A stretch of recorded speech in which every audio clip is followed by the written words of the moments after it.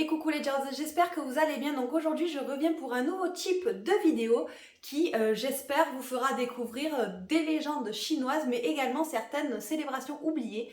Et aujourd'hui nous allons parler de l'anniversaire du roi serpent. Pour ceux qui ne connaissent pas les légendes chinoises ou même ceux qui les connaissent, je souhaite faire un disclaimer parce que comme vous le savez peut-être, les légendes chinoises sont vraiment très vastes et très denses dans leur histoire. Voilà, il y a plein d'informations, plein de détails. On peut facilement diverger dans d'autres légendes ou dans d'autres histoires. Donc je ne peux pas faire ça pendant toute une vidéo, ce serait beaucoup trop long, on s'y perdrait. Donc je vais vraiment rester focus sur le sujet de la vidéo et sur l'histoire principale, j'ai envie de dire. Pareil, certaines légendes chinoises ont pas mal de variations, donc peut-être que celle que je vais vous dire, ce n'est peut-être pas celle que vous avez entendue. Et c'est normal parce que voilà, c'est des histoires qui, selon, peuvent avoir différents personnages, différentes tournures, différentes fins. Donc voilà, je ne peux pas vous raconter toutes les variations sur une vidéo parce que pareil, on ne s'en sortirait pas. Donc voilà, je vous prie de m'excuser si ce n'est pas la variation que vous avez lue ou entendue, mais c'est parce que parfois certaines légendes ont pas mal de variations. Pareil, je ne peux pas lire le chinois je ne peux pas lire totalement chinois, donc ça fait que je me base sur ce que me dit Panda, sur les sources que je trouve et que Panda me traduit, donc pareil sur ce que lui sait sur le sujet de la vidéo. Donc voilà, juste pour vous faire un petit disclaimer à ce sujet, mais n'hésitez pas à me dire si vous avez des versions que vous connaissez et que peut-être moi je ne connais pas. Allez, on y va, on se lance dans la vidéo. Donc l'anniversaire du roi serpent, ce qu'il faut savoir c'est que c'est une célébration de type taoïste. Et donc son anniversaire a lieu le 12e jour du 4e mois lunaire. À l'origine, le temple du roi serpent était situé à Longmen, donc à l'est de la ville de Suzhou. Et il se trouvait à l'extérieur du mur d'enceinte de la ville. Donc les habitants de Suzhou allaient jusqu'à Longmen pour venir prier donc, le roi serpent. Et après que les personnes ayant prié soient venues, les moines affichaient en fait des gravures représentant des serpents pour éviter que les serpents viennent à l'intérieur. Et malheureusement, ce temple a été détruit lors de la révolution culturelle en 1967. Et maintenant, il reste juste plus qu'un petit hall à l'intérieur d'un jardin qui s'appelle le jardin Jiang, qui se trouve à la rue de Sang. Et malheureusement, voilà, on n'en sait pas plus au sujet du temple parce que c'est vrai que du coup, c'est une coutume qui est très locale et on n'en sait pas beaucoup en fait sur ce roi serpent et sur le temple. Mais dans ce hall, donc on peut voir la statue du roi serpent et de sa femme, donc ils sont entourés de serpents.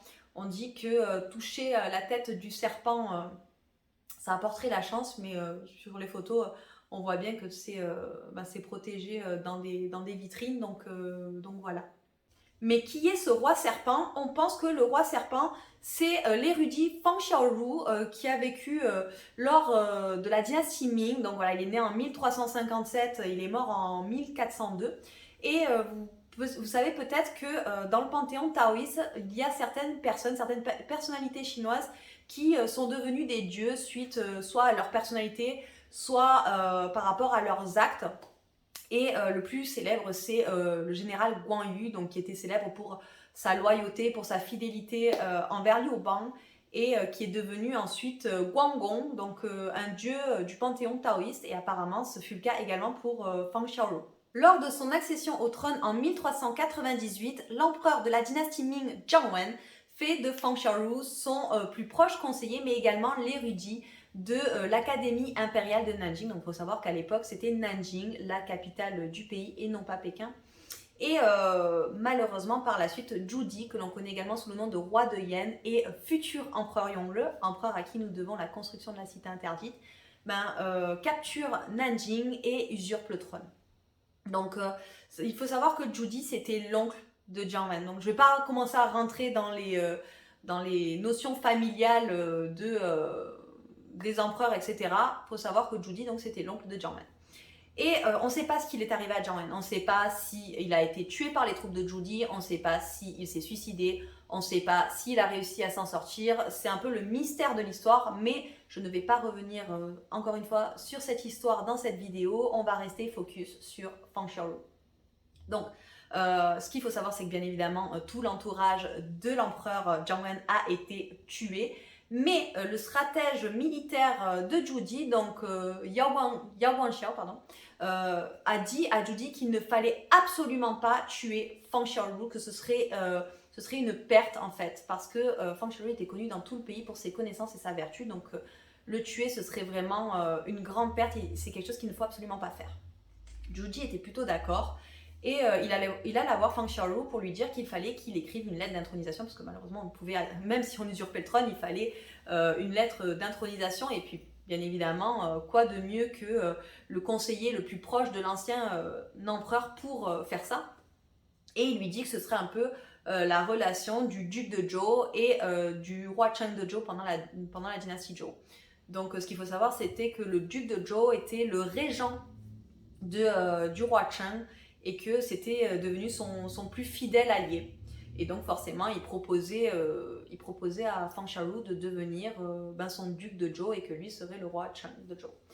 Et donc du coup, Fang Xiaolu lui a demandé mais où était le roi Cheng alors, parce qu'il a insinué où est Jiang Wen, et il n'acceptait pas Zhu comme le roi Cheng.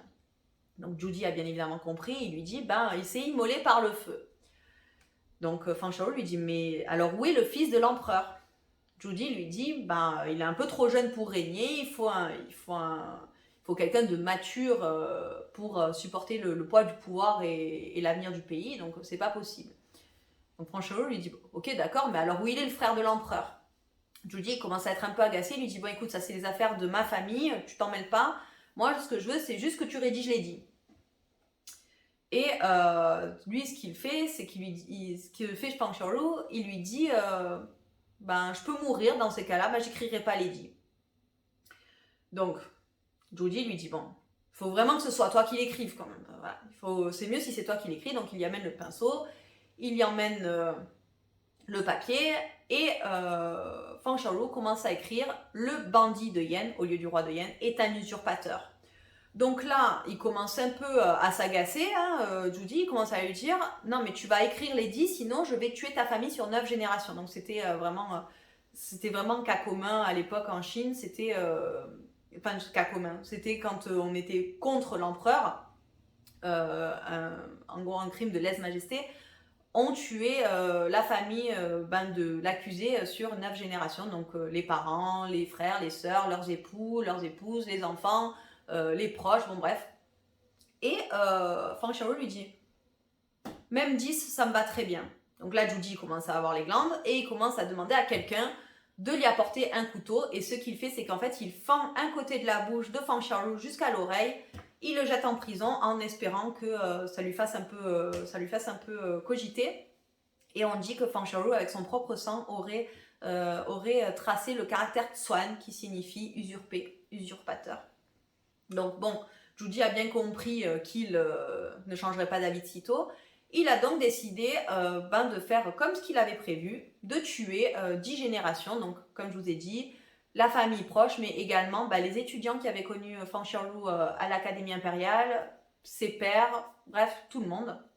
Et en fait, Fang Xiaolu a dû regarder chaque exécution avant sa propre mort. Et une mort qui l'a particulièrement touché, c'est la mort de son frère Fang Xiaoyou. Lorsqu'il a vu passer à l'échafaud, il s'est mis à pleurer, il a demandé pardon à son frère. Et son frère lui a fait comprendre, dans une tirade que je ne vous mettrai pas ici, mais il a fait comprendre qu'il avait fait le bon choix, et que quand on avait un usurpateur, il ne fallait absolument pas céder, et qu'il aurait fait la même chose. Et son frère a fini tué.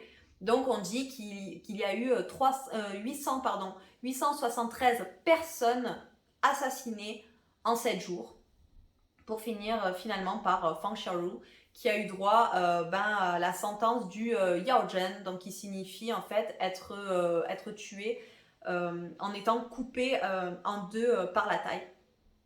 Et c'est comme ça que Fang Xiaolu est mort. Et on dit que Fang Xiaolu est la seule personne officiellement dans l'histoire de Chine à avoir eu 10 générations tuées. Généralement c'est 9 comme je vous le disais, mais voilà. Officiellement on dit que c'est la seule personne qui a eu 10 générations assassinées, même si par la suite il a été réhabilité avec d'autres empereurs. Bon, et là, vous allez me dire, bon, Chris, c'est bien beau toute cette histoire, mais il n'y a aucun serpent dans ta précédente histoire. Pourquoi est-ce qu'on l'appelle le roi serpent, quoi? Et ben, il y a plusieurs légendes à ce sujet-là. Voilà, comme je vous ai dit, ça peut diverger de différentes manières. On ne sait pas vraiment la raison pour laquelle, mais bref, toutes ces petites choses accolées les unes aux autres ont fait penser que ça pouvait être le roi serpent. Donc, tout d'abord, c'est une légende qui concerne son père, donc Fang Keqing, qui était en train de dormir tranquillement chez lui. Et en fait, quand il s'est réveillé, il y avait des centaines de serpents. Et bien évidemment, il n'a pas dansé la lambada. Ce qu'il a fait, c'est qu'il a décidé de tout brûler. Et maintenant, il a commencé à avoir beaucoup de fumée. Donc lui et sa femme, qui est enceinte à ce moment-là, sont sortis de la maison pour éviter l'intoxication par la fumée. Et quelques temps après cet événement, l'épouse de Fang Keqing a enfin accouché du petit Fang Xiaolu. Et il se trouve que ce petit, à la naissance, il arrivait à mettre sa langue dans son nez. Donc on s'est dit que peut-être la mère avait inhalé la fumée des serpents qui brûlaient et que ça lui avait donné peut-être un petit côté serpent. Voilà, donc il parlait pas fourche-langue, mais voilà, c'est peut-être dû à ça qu'il y a eu déjà quelque chose. Bref, en plus de dire que Fang Xiaolu, quand il était jeune, il était très intelligent, très bon. Bref, lorsque il y a eu cette altercation avec Judy et que Judy donc l'a tué, Judy a demandé aux gens d'aller détruire sa maison. Et en fait, ce qui s'est passé, c'est que lorsqu'ils sont arrivés chez lui, ils se sont rendus compte qu'il y avait des centaines de serpents. Bien évidemment, ils n'ont même pas cherché à comprendre, ils ont pris les jambes à leur cou, ils se sont taillés. Et donc du coup, à partir de ce moment-là, ça a un peu alimenté ce côté serpent. Et enfin, pour finir, lorsque on a déterré le cercueil de Fang Xiaolu, et qu'on l'a ouvert, en fait, on s'est rendu compte que son corps avait été entouré avec des serpents, apparemment pour éviter le pourrissement du corps, ce genre de choses. Et en fait, apparemment, ça a fonctionné. Donc, tout le monde a cru que c'était un miracle. Et on s'est dit qu'en effet, il y avait vraiment une raison pour l'appeler le roi serpent, en fait. Et que du coup, on allait construire un temple à son honneur. D'ailleurs, par rapport à ce temple, je ne l'ai pas mentionné, mais on ne sait pas vraiment la vérité, mais il y en a qui disent que ce temple a été construit sur l'ancienne maison de Fang Xiaolu. Bon, bref, on ne sait pas vraiment ça non plus. Il y a vraiment beaucoup de sources qui se contredisent. Mais bref, voilà, ce que je voudrais aussi dire, c'est qu'on parle souvent que dans la culture chinoise, être du signe du serpent, c'est mauvais signe, c'est mauvais présage, sauf qu'il ne faut pas oublier que le serpent a aussi énormément de qualités que les Chinois apprécient beaucoup, notamment le fait d'être très diligent et d'être très intelligent. Mais là, on repartirait sur d'autres choses, on repartirait sur les légendes des signes astrologiques chinois et on n'est pas là pour ça. Je referai une vidéo à ce sujet-là, mais voilà, pour garder ça en tête aussi. Et voilà les Jers, c'est tout pour l'anniversaire du roi serpent et sa légende. J'espère que vous aurez apprécié la vidéo et que vous aurez appris quelques petites choses. Et vous les Jers, est-ce que vous connaissiez l'histoire entre Fang Xiaolu et Judy? N'hésitez surtout pas à me le mettre en bas en commentaire. Si vous avez aimé la vidéo, n'hésitez surtout pas à me mettre un petit like, ça me fera super plaisir. Si vous avez vraiment aimé la vidéo, n'hésitez surtout pas à la partager avec vos amis pour leur faire découvrir plus de culture chinoise. Et sachez que désormais, je suis sur Patreon, donc si vous désirez soutenir mon travail afin que je puisse vous faire plus de vidéos, n'hésitez surtout pas à cliquer sur le lien que je vous mets en barre d'infos.